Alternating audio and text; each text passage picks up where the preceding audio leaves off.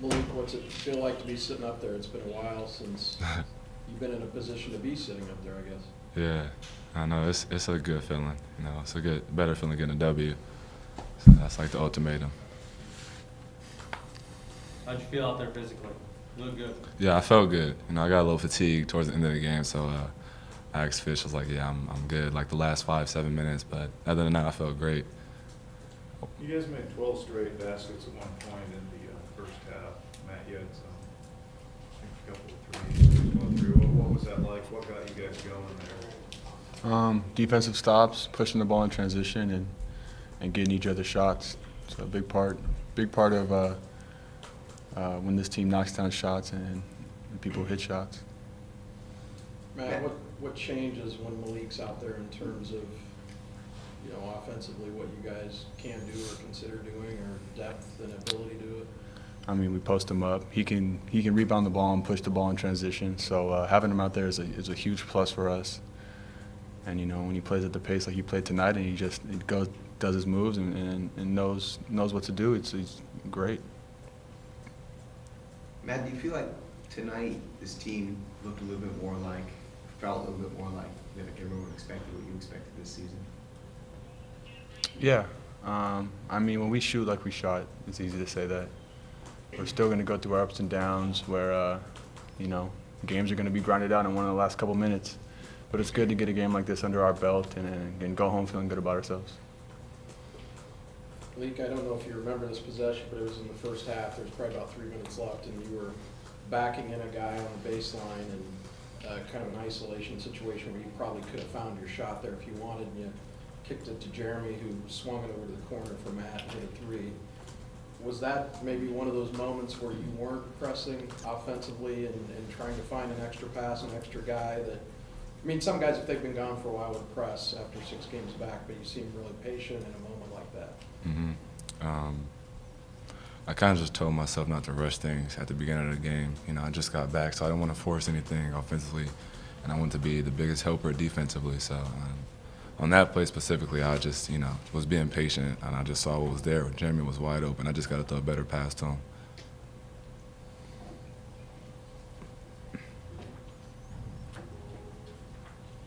Matt, can you take us through, there was a play there where you came down the break and threw a lob to Max. Yeah. And it came back to you, took a step back. Just talk us through what happened there. I don't know. I thought Max was going to jump off a trampoline and go dunk it. Utah State had good hustle. Their man got back and was able to deflect the ball, which happened to bounce right back to me. I think Moore jammed his finger or something. I noticed that he wasn't closing out, so I was like, okay, I'll shoot it. You took a step back, though? I think so. Did I travel? No? Oh, okay. I Three is took a better step than back. two to me. Instead of you know. shooting the two, you took a step back, shoot it. Oh, yeah. I definitely like Two threes and more than then twos. Three, I'll take it. I'll take it. Any last questions? Just a question about going on the road. You guys this is the longest you've gone, I think, in about 16, 18 years since San State team's gone without a win on the road, a true road game, not a Thanks. neutral. Are you guys aware of that, and how badly do you want to get one? Of course. I mean, now we're aware of it. It's huge. Winning road games in this conference, especially when you start off 0-3, it's a huge part of the season for us. So it's up to us to come in tomorrow, refocus, buckle down on what we need to do, and execute our game plan. What would you say are the top 3 things you guys need to focus on to be successful against UNLV? Staying consistent, playing 65 possessions, and just playing hard every possession. That's what really hurts us. You know, we don't play hard and get the rebound at the end of a possession, and they get a second chance. And because our first possession defense is pretty efficient, so it really just comes down to us buckling down and, you know, being grimy. So. Have you guys scouted UNLV at all? No, we just focused on Utah State. We'll get on that tomorrow morning. How is your guys' approach different in a game like that, just given the rivalry? How do you mean? Like, do you guys take it any differently, knowing that UNLV is like a conference rival more than anybody else, or is it just any other game? Honestly, now I've been here so long, every team feels like a rival. Whether it's playing here or playing away, I want to beat everybody. So Vegas, we just got to come in prepared and focused. We got to take care of the ball, rebound the ball, and win the 50-50 balls that could go either way. Those determine games in the end. So we should have come in ready and willing to do what we need to do to win the game. I say that because during media day, every single one of you guys that I asked said UNLV and New Mexico were the ones that you guys were circling on. Easy call. I think I threw in Fresno State too, only because they snipped us last year. So, but you're correct.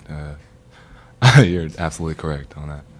What kind of, because you guys lost 2 conference games, 3 conference games in a row, and now this is your second one in a row.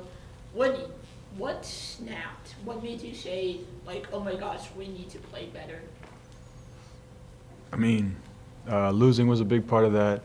Watching the film, seeing the mistakes we're making, seeing how close these games are, and the little things at the end that we do wrong that loses it for us. Coach Fisher always says these games, so many of these games will come down to the last 5 minutes.